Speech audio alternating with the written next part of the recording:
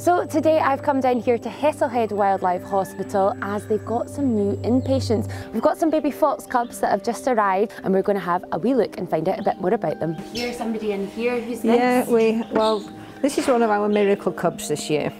It's little Poppy. Oh wow. Goodness. She'd been shut into a garden shed really. I think the vixen must have been moving cubs into the shed and somebody boarded it up and this poor little thing was left in the shed, yeah. So by the time, we were alerted about her and got her, she was icy cold.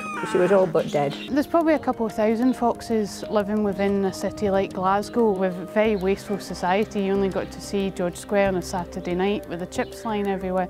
So the foxes do clean it up in a way because we've made an environment for them. Most foxes will only live for about 18 months in the city, so although there's more foxes will appear when the cubs are born, you do get the fatalities in amongst them, so you probably find that the numbers are quite stable. But what is the noise that she's making? She is a little bit of a whingy cub, but this is not a terribly distressed call. It's a sort of all the time that a litter are together and they're shoveling around a bit. They have this sort of contact calls between them. December through to February, a lot of people report to the police shrieking at night time, and it's female foxes calling for the male. And it is quite a scary noise if you've not heard it before, but it's not that the animal's in pain, it's actually calling for its mate. So is this a girl or a boy? This is boy. This is a boy. This is McDonald's. Is he also? He's also another. He's the other miracle cub. Yeah. McDonald was found in the West End of Glasgow, so we got him when he was just a few hours old.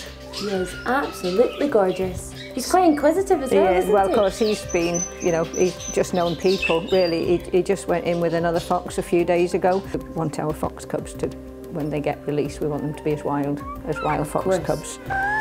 And although, obviously McDonald doesn't mind us just now because he's been hand-reared, they'll be wild by the time we release them.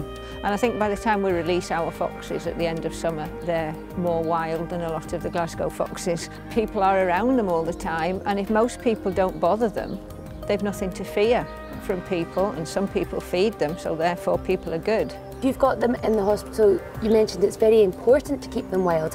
What is the process? Well, when we move them out of the hospital to outdoor enclosures, we do keep the contact to a minimum. So really they're learning from each other.